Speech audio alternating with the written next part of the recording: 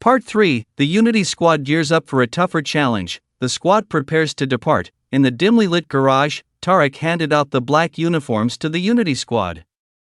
The fabric was sturdy yet flexible, designed to endure the challenges ahead. Tarek looked at the group with determination in his eyes. This mission isn't just about treasure, it's about survival. Once we cross the mansion's gates, there's no turning back. Everyone ready? They nodded, their resolve solidified. An old, rusted car stood before them, its engine barely alive but reliable enough to carry them to their destination. As the group squeezed into the vehicle, Finn smirked and said, "If the mansion doesn't kill us, this car's fumes might." The engine roared to life, and the squad sped into the night, the distant silhouette of the haunted mansion growing closer. The mansion's gates, the mansion loomed ominously, its cracked stone walls casting long shadows under the pale moonlight. Tarek parked the car at a distance to avoid detection. The group stepped out, their boots crunching on the gravel. Tarek motioned for silence. Two heavily armed guards patrolled the main gate. Their piercing eyes scanned the area, and their ears were sharp enough to catch even the faintest sound.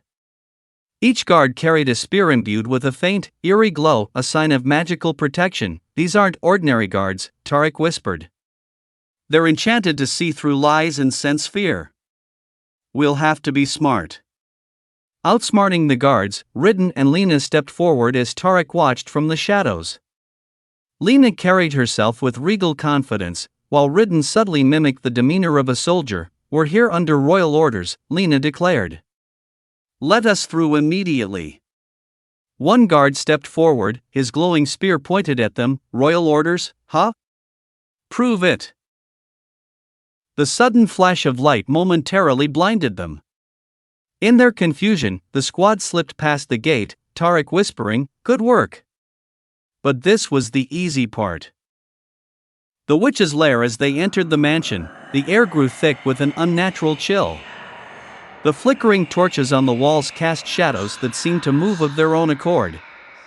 Suddenly, an ominous laugh echoed through the hall. Three witches appeared, their cloaks billowing as if moved by an invisible wind.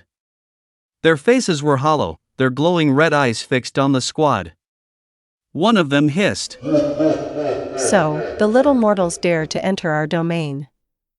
Your blood will fuel our magic, and your screams will echo through these walls for eternity." The witches raised their hands, and the walls of the hall began to shift and close in. Black vines sprouted from the ground, writhing like snakes. "Stay calm," Tarek ordered. "Stick to the plan." Fighting fear with strategy, Kala noticed the vines creeping closer and yelled, "They're alive! They're trying to trap us." Nira quickly pulled out the mirror again, aiming it at the witches. But this time, the witches cackled. "A mirror? How pathetic," one sneered. "You think we'll fall for the same trick twice?" The witches raised their hands, and the mirrors shattered into pieces. The squad was surrounded now, with no clear escape. Tarek scanned the room and noticed faint symbols etched on the walls. The symbols. "They're controlling the magic in this room. We need to destroy them," he said urgently. Finn and Lena ran to opposite sides of the room, dodging the vines. Ridden distracted the witches by shouting, "You call yourselves powerful? You can't even catch us." One witch hissed angrily and lunged toward him, but Ridden rolled out of the way, narrowly avoiding her claws. Meanwhile, Kala used a broken piece of the mirror to scratch through one of the symbols on the wall. Instantly, the vines in that area withered. "You may have defeated us here, but the mansion is alive. It will devour you before you find what you seek." With one last piercing scream, the witches vanished into the shadows. The greater challenge awaits.